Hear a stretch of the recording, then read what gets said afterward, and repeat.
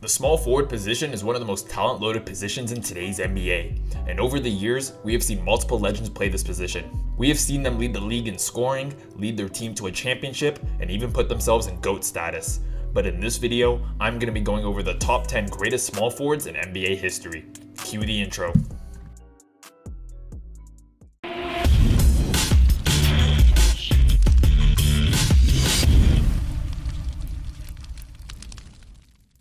Number 10, we got Paul Pierce. The truth, Paul Pierce hasn't done the best job keeping his name in a good spotlight with some of his takes he had in the media lately, like him being better than D-Wade all time. Well, I'm south of Dwayne Wade. Magnificent. No, it's my turn. My turn. Don't backtrack. Don't backtrack. He's made all NBA first team twice. Paul hasn't done it. He made all NBA 8 times to your 4. Ooh. He's made all defensive team 3 times to your 0. Ooh, 0. That's rough. He's won 1 scoring title. You weren't able to win the scoring title. That's too bad. He has 3 rings. You have 1 ring. Ooh, 3 is bigger than 1. What are we doing? He's just the hype man over there, huh? Just the hype man. But we can't ignore Paul Pierce's greatness, because he did have an extraordinary career. Paul Pierce spent the first 15 years of his 19-year career with the Boston Celtics, and during his time there, he picked up 10 All-Star appearances and 4 All-NBA teams.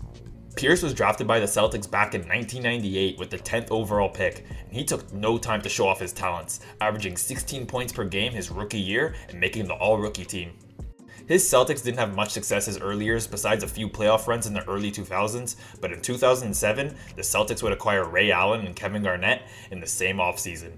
And this was the beginning of the Big Three trend, as the Celtics had a core of Paul Pierce, Kevin Garnett, and Ray Allen. The Celtics would finish that season with 66 wins and win the championship on top of it. Pierce would take home Finals MVP, and in 2010, his Celtics were 1 win away from another title. But he and the Celtics would lose a close Game 7 to Kobe Bryant and the Los Angeles Lakers.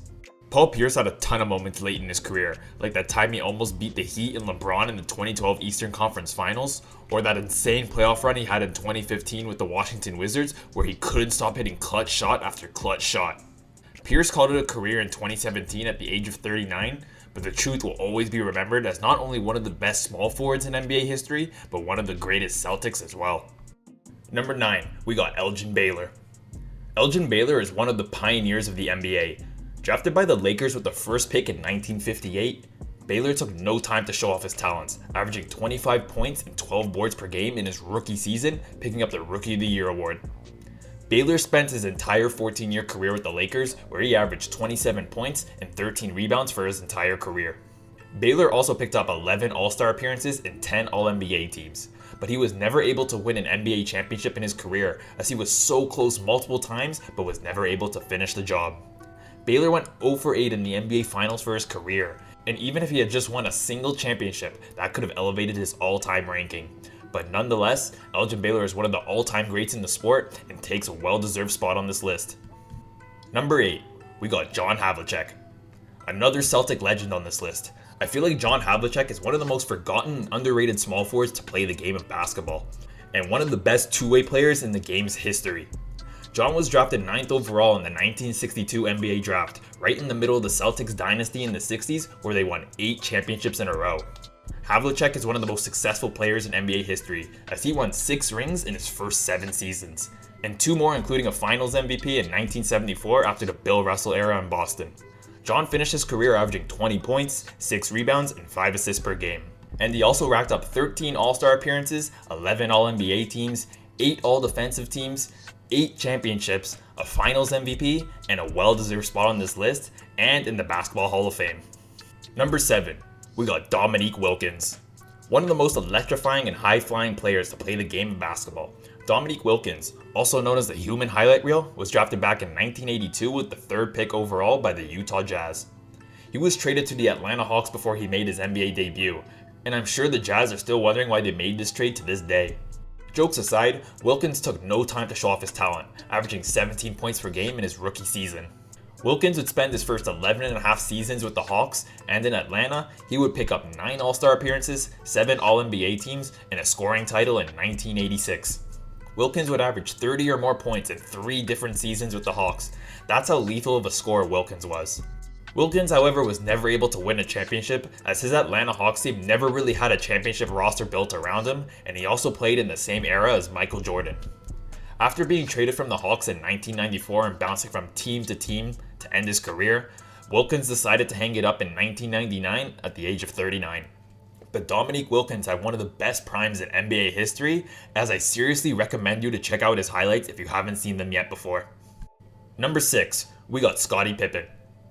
Another player on this list who hasn't been on the good side of the media of late with some of his takes, especially when he calls his former superstar teammate Michael Jordan a horrible player. I seen Michael Jordan play before I came to play with the Bulls. You guys seen him play. He's a horrible player. He was horrible to play with. But we can't overlook the incredible career that Pippen had in the NBA. Being drafted 5th overall by the Seattle Supersonics in 1987, he was immediately traded to the Chicago Bulls, and this was the best thing that could have happened for him and the city of Chicago. Pippen was one of the best all-around players in NBA history, as he was not only an above-average scorer and playmaker, but he was arguably the best defender in the league, especially during his prime years in Chicago.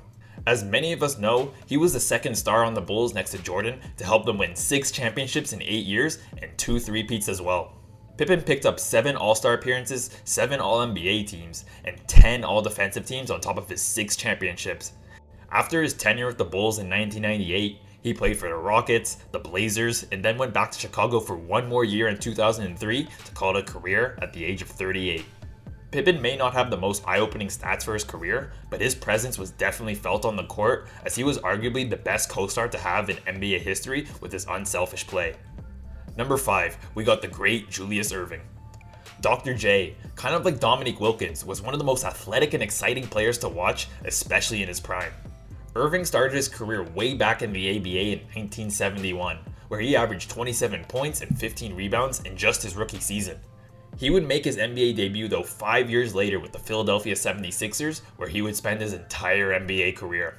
Dr. J was one of the most efficient scorers around the rim with his unreal athleticism and speed, and played a massive role in the Sixers winning the 1983 NBA championship, as he was the perfect co-star beside the great Moses Malone. During Dr. J's 16-year basketball career, he picked up 16 All-Star appearances, 4 MVPs, 7 All-NBA teams, and 1 NBA championship on top of it. A lot of Dr. J's accolades and achievements came in the ABA, which is technically separate from the NBA as they merged in 1976, but Julius Erving is without a doubt one of the most iconic players to play the game of basketball and takes home a well-deserved spot on this list. Number 4, we got Kawhi Leonard, the fun guy. I'm a fun guy. Kawhi Leonard is one of the most unique basketball players to play this game, as not only is he a very quiet and mellow guy, but he's also undoubtedly one of the best two-way players in NBA history. Drafted back in 2011 by the Indiana Pacers at the 15th pick, he was immediately traded to the Spurs for George Hill, where he would spend his first 7 years of his career. As many of us know, Kawhi made a name for himself in the 2014 finals with his elite defense on LeBron James, where he took home the finals MVP at just 22 years old.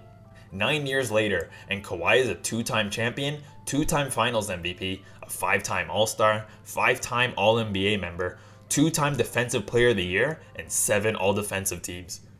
And we can't forget his historic run with the Raptors in 2019, where Kawhi Leonard looked superhuman during the playoffs to lead the Raptors to their very first NBA title. He was very close to winning with the Clippers in 2020 and 2021 until he got hurt.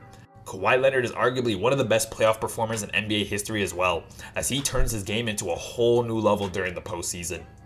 Kawhi may not have the most stacked resume compared to the other players on this list, but Kawhi taking home the number 4 spot is just a testament to how great of a player Kawhi Leonard really is with his limited time in this league.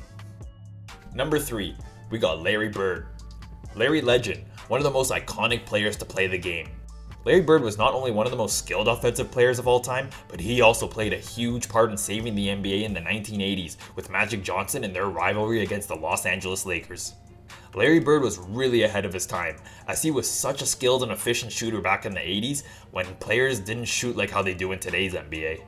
Larry would spend his entire 13-year career with the Boston Celtics, and his list of accolades are definitely worth hearing. 12-time All-Star, 10-time All-NBA member, 3-time MVP in back-to-back-to-back seasons, a a 3-time NBA champ, a 2-time Finals MVP, a Rookie of the Year, and a 3-time All-Defensive Team member.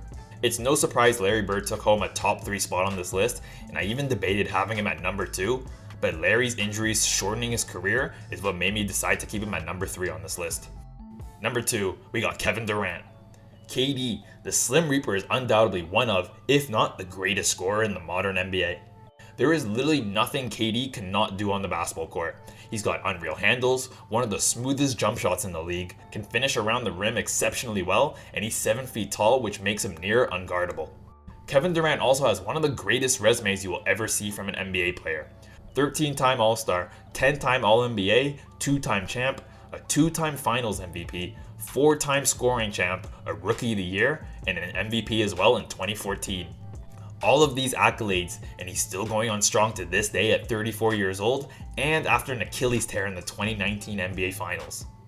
Kevin Durant, with his length, not only makes him a very good defender as well, but like what Stephen A. Smith says, when healthy, he's the best player in the game, and that's a hard statement to disagree with. I think that when Kevin Durant is healthy, he's the best player on the planet. That's how I feel about him. And at number 1, we got LeBron James. Was there any debate who would be number 1? The King, LeBron James. I don't think I have to go into too much depth for you to know how great LeBron James is. Unreal scorer, passer, defender, you name it. The King can basically do anything on the court at an elite level, and he has arguably one of, if not the greatest resume in NBA history.